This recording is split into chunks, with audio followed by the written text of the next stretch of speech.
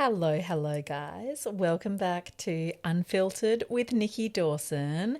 And this is my series where I read Reddit posts and give my 2 cents as a dietitian.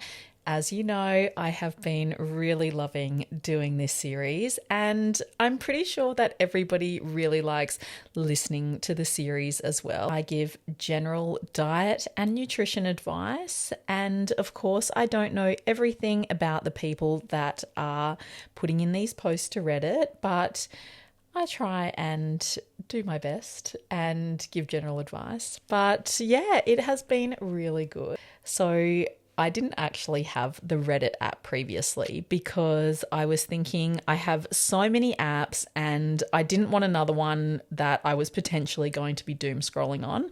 So one of my work colleagues mentioned that she was obsessed with Reddit and that she would often follow people's threads, and so many people comment, and you could just honestly go down a rabbit hole, like following each of the comments and threads.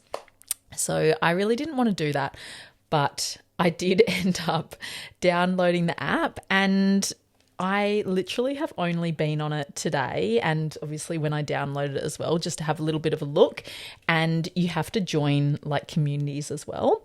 So obviously I am on all of the diet and nutrition ones, and I responded to somebody's post that they had put up. The question, it was not like a general population question. It was quite specific for this person. So I was thinking, do I read it out? But it is often a common issue that people will have. This person has said, I need to start a low-fat diet and need some advice. So, hi, I'm a 25-year-old male and I just found out I have a gallstone. My doctor didn't mention anything about surgery or medication, but he did say I have to start a low-fat diet. I don't necessarily mind starting one. It's healthy and necessary, but I was just wondering if I should slowly get acclimatized to it, or since I have a medical condition, I need to fully jump into it. Obviously, I'd prefer to ease my way in, but if it's necessary to brute force it, I will. So I think it's really interesting that this person has come onto Reddit and asked this question.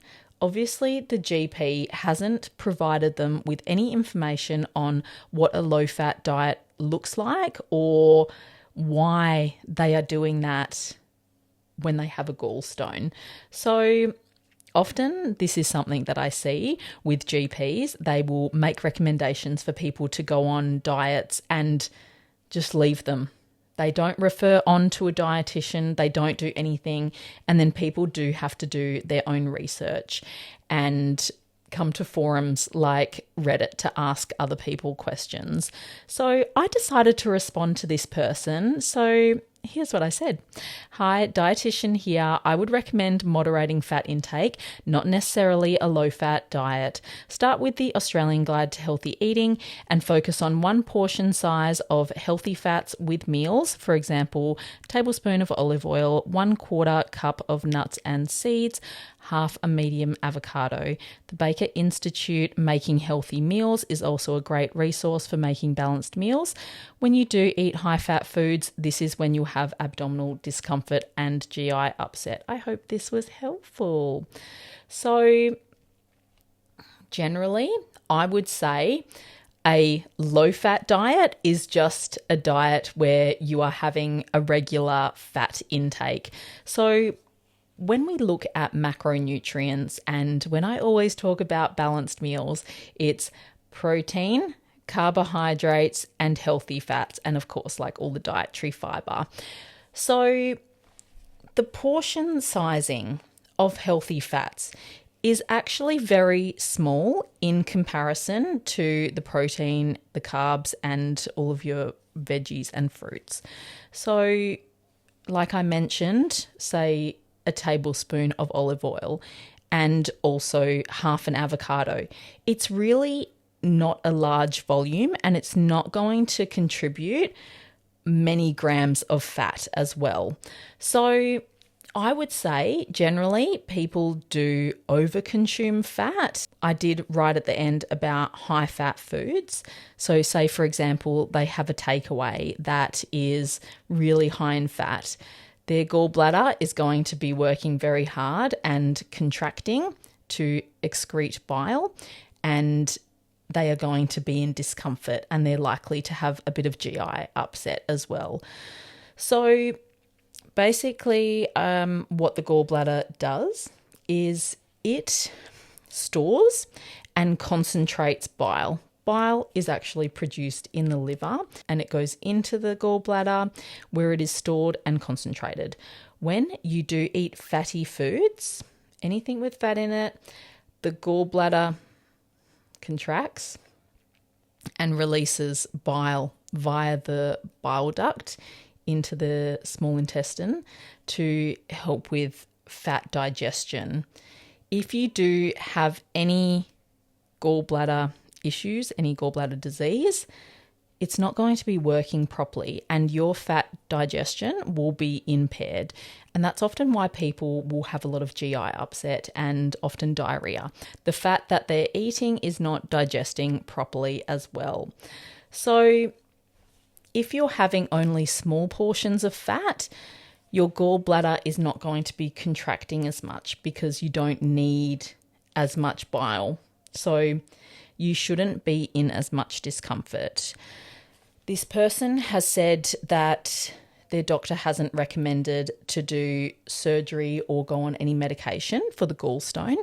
So generally, when people are at the point where they need to have surgery, it's when they have recurrent gallbladder attacks where they are in so much pain from having this gallstone in there, and it's because the gallstone is moving around in there and it's also attempting to go into the common bile duct, and that is going to cause a lot of discomfort. The gallbladder is contracting, the stone is in there, it's uncomfortable. So when people are in that much pain, then there is no other option but to remove the gallbladder.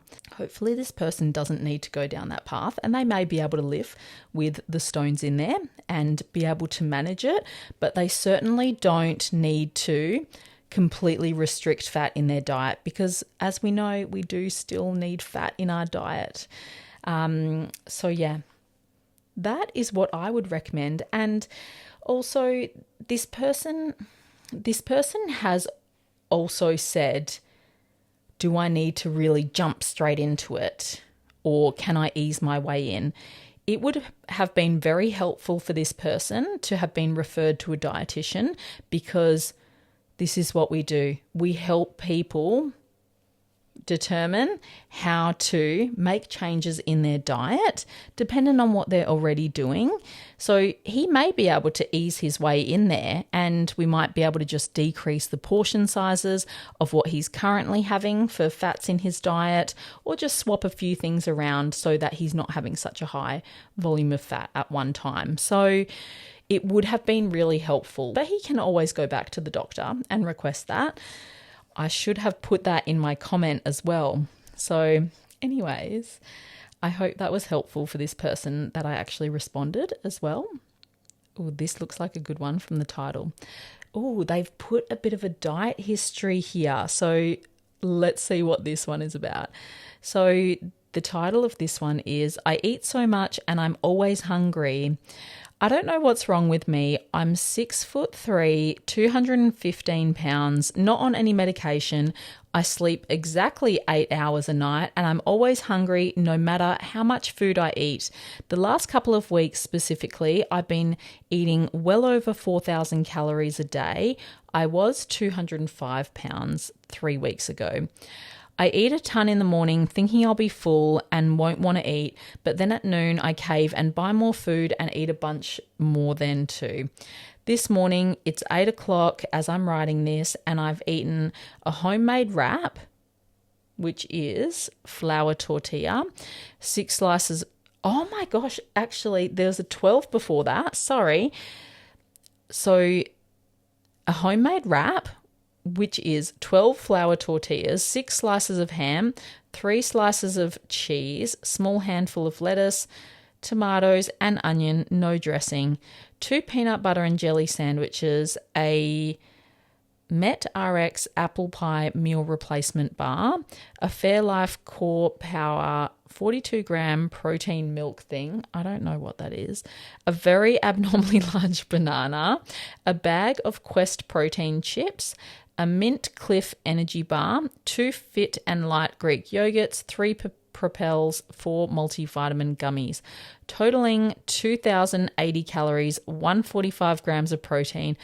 I ate this all at 7 o'clock and I'm starving. I'm so hungry and I'm not going to be able to hold off until about 11 before I cave and go and grab food elsewhere. I don't work out and I work in an office 9 to 5. This is dreadful. Edit. I also drank a 0-calorie mug root beer. I forgot. I am more or less a vegetarian. I only eat ham and I am also a germaphobe. This is why I really only eat prepackaged food. I don't have a kitchen in my apartment and nor do I have time to cook because I go to bed at 6 p.m. every day after work.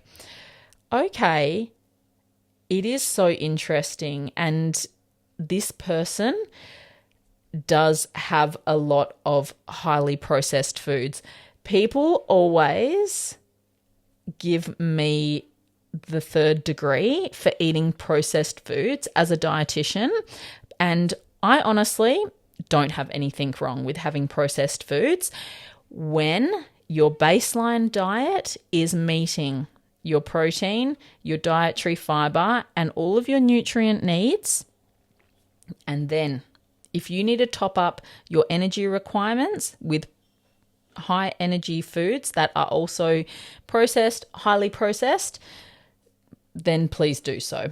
But this person, their first sort of go-to is all of this processed food.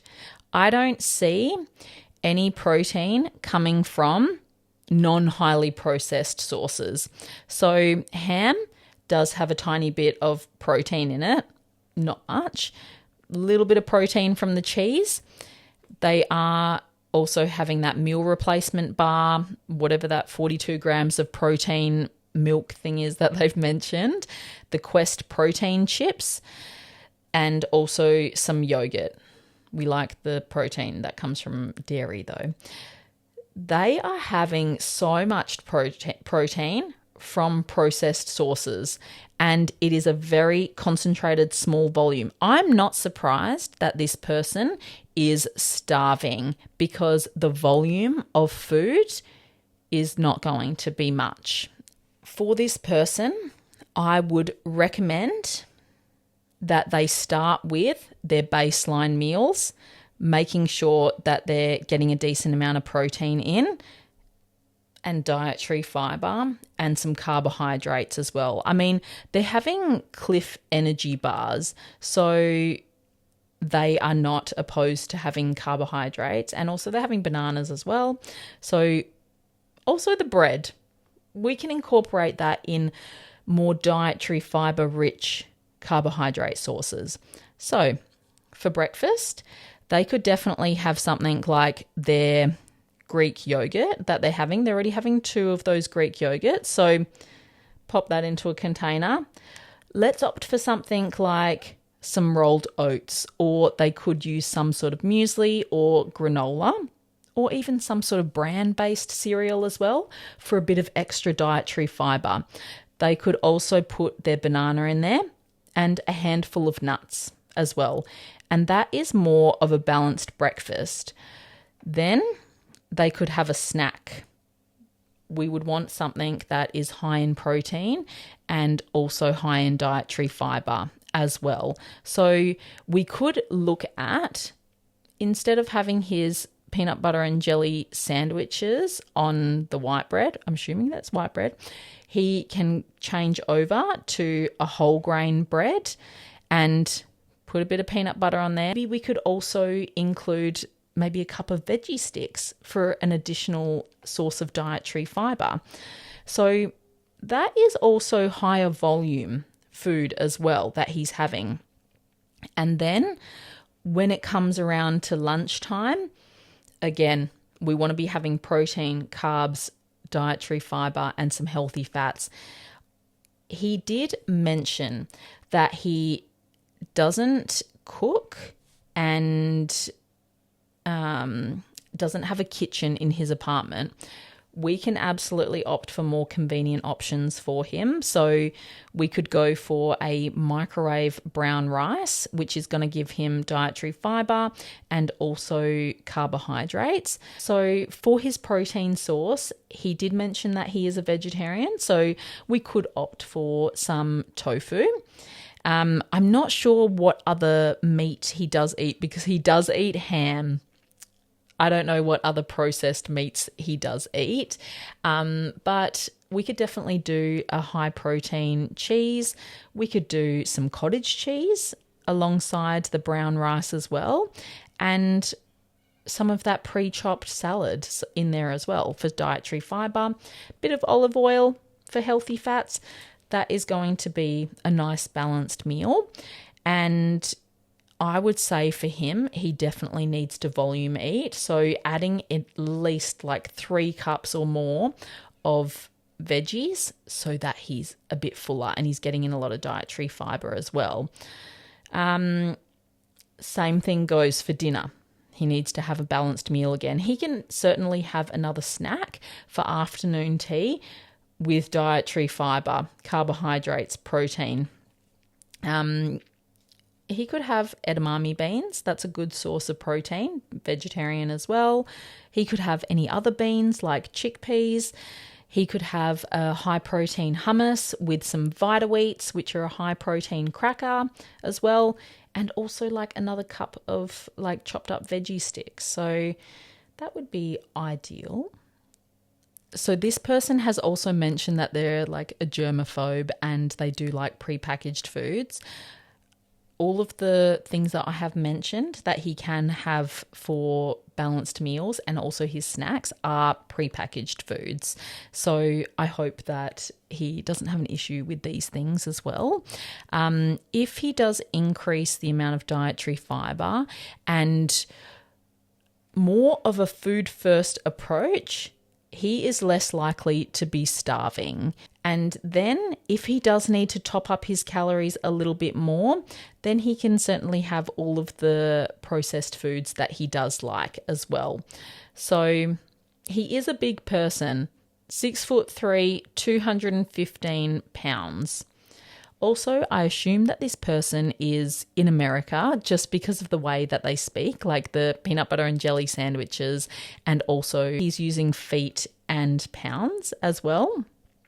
So, yeah, in America, if you go to the grocery shop, I spent hours looking at the groceries there because they just have so much variety and so many convenient options as well. So you can get lots of chopped up veggies, chopped up salads, and there's just so many options. So I think for convenience, this person shouldn't struggle to make balanced meals. I would say he does definitely need to create some pantry, fridge, freezer staples for his protein, carbs, and his veggies and fruit as well, so that he can just grab and make balanced meals.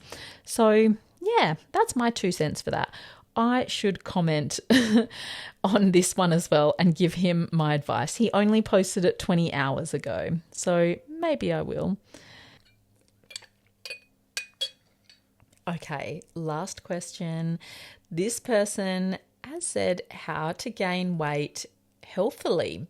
So I work out for a couple of hours daily and cook all my meals from scratch. I usually make pretty big portions, but after counting the actual calories in said meals, I'm usually in a considerable deficit, even before taking calorie burn from exercise into account. I was wondering if there's any quick and healthy ways to add calories to my diet. I'm not a health nut, but I don't want to just eat crap to make up the loss. For reference, I don't snack and my daily meals look something like this: Breakfast is yogurt, fruit, and muesli, and lunch is homemade soup and bread. Dinner is rice, vegetables, and fish or chicken. I already make large portions, so I don't feel like scaling up will work. My main issue is that I generally don't like fatty foods or red meat. I only like skim milk. Any advice or tips would be appreciated. I have consulted Google, but figured I'd ask here too. So I really like this question because I do work with a lot of people that have malnutrition or are at risk of malnutrition. So I do work in a hospital with a geriatric population group, and often we are trying to increase the calories and not necessarily increase the volume of food that people are eating, because they have either loss of appetite or they are becoming full quite quickly when they are eating as well. So it sounds like, from what she's saying, she doesn't want to increase the volume of her meals as well. When I look at what she is eating, I can't see much healthy fat in there. So breakfast is yogurt, fruit, and muesli. So she has protein. She has her fruit, which is a bit of dietary fiber and micronutrients. And the muesli is also providing carbohydrates as well. In the muesli, there may be a small amount of nuts and seeds, but it is predominantly oats. So I would say she can certainly increase the amount of fat that she's having. Fat is energy dense. It is certainly going to increase the overall calories. So she could certainly add in, depending on how much she needs to make up her calories. 1/4 cup of nuts would be good. Maybe she could do a teaspoon of chia seeds as well. Bit of extra fiber there. And then for lunch, she didn't mention what is in her homemade soup, but let's just assume that it's like a chicken and vegetable soup, and she does have bread as well. So she could definitely, on the bread, she could drizzle some olive oil on there for her healthy fats and to increase the calories as well. So serving size of olive oil is 20 mils, which is a tablespoon. And then with her dinner, so her fish or chicken with rice and vegetables, she could add some healthy fats in there. So depending on what the flavor is with the meat that she's having, if it's, say, an Asian base, then she could do some sesame seeds or some sesame oil. If it's more of like a plain meat that she's having, she could drizzle a little bit of olive oil on there. She could drizzle olive oil on the veggies as well. Otherwise, she could turn like the veggies into a bit of a salad. Like, say, for example, if she was having like beans, broccoli, cauliflower, she could put olive oil and she could put some like toasted pepitas on there as well to increase the healthy fats and calories. And it just depends on how much she needs to top up her calories as well. So she could just pick and choose the volume that she's adding in as well. And I know that she said that she doesn't like to snack, but I mean, if she needed to top up more, she could also do a small portion of nuts as well. And these are all healthy sources of fat as well, but also very high in calories. There was nothing else that stood out to me in her post as well, but shall we read what some of the comments say as well? There is quite a few. So first comment says, you eat relatively clean with limited fat. When you eat clean like this, you want to gain weight. This would be called a clean bulk. Clean bulking is hard because it's really about eating more food in general. A lot of my friends who attempt a clean bulk usually go from eating 3 meals a day to 5 to 6 meals a day, but keeping portion size the same as before. This is very challenging in my opinion because you'll feel super full all the time And as soon as you stop feeling full, it's time for another meal. Here is a calorie breakdown. 1 gram of protein is 4 calories, 1 gram of carbs is 4 calories, and 1 gram of fat is 9 calories. In my opinion, adding healthy fats to your already great diet would be an amazing option. Using oils like olive oil or avocado oil while cooking will help. Eating nuts like almonds a few times a day will help. Adding avocado just by having a tablespoon of olive oil, 1 ounce of almonds, and 100 grams of avocado will add 440 calories to your diet. These are all heart-healthy fats, so you won't feel like crap. And it also has benefits to your body. So I definitely like the second half of her answer that she's given, but she just wrote clean bulking a few too many times in the first bit. And I just have a thing with that terminology. And using that terminology is just quite interesting because what is a clean bulk? I might talk about this at a later stage. It's just a really interesting term that people use. So I like that she has also made recommendations for her to add healthy fats in. And she's certainly right about the benefits to your body. Eating healthy fats long term has shown to reduce incidence of cardiovascular related disease and also events as well. So this is definitely good advice that she's given. Somebody else has said almonds for a snack, add beans to the soup and oil to dinner. Just some ideas. So this is also a good one as well. Healthy fats that they've recommended. And then somebody else has put in 200 grams of fruit, 100 grams of chard, 100 grams of pumpkin, 100 grams of bread or pasta, 100 grams of rice, 50 grams of tomatoes, 50 grams of non-processed meat, 50 grams of legumes, 50 grams of cheese, 30 grams of olive oil, 1 egg. Stop. Enjoy. So original post did say that she didn't necessarily want to change too much about her diet, and this person has made a lot of changes and a lot of recommendations. It's not going to work for this person, so I would be going with just adding the healthy fats to what she's already eating. Next comment is, if you're training that much and cooking everything from scratch, it's very easy to undereat without realizing it. Feeling full doesn't always mean you're hitting energy needs, especially on lower fat days. Since you don't like fatty foods or red meat, the easiest calories are usually carbs and liquids. Adding things like extra rice, potatoes, oats, or pasta is often better tolerated than adding fats. Drinking calories can also help a lot. Smoothies with milk or plant milk, fruit, oats, and protein can add a few hundred calories without making meals feel heavier.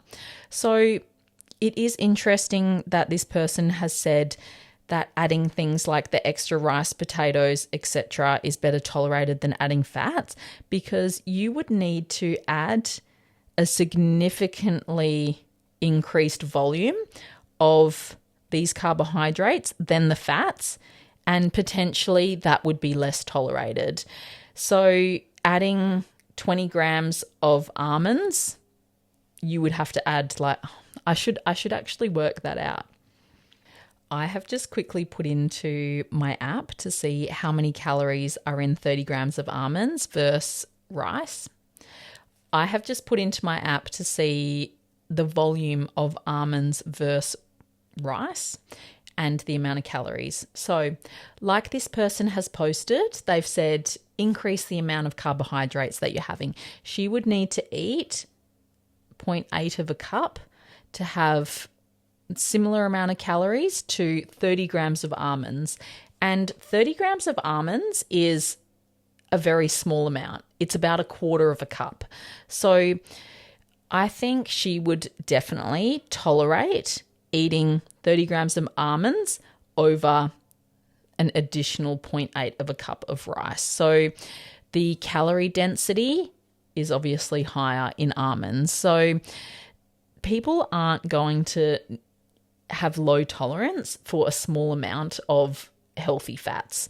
It's when you're eating a large volume that you are going to not be tolerant of it.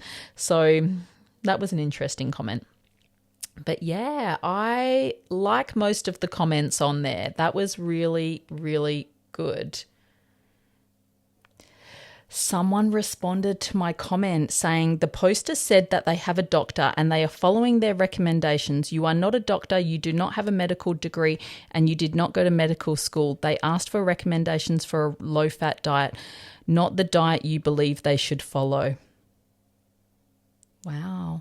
Reddit is so random. People are really savage on here. The same nightmares. What an asshole. 1.2k contributions. I think that they are a bit of a troll. Wow.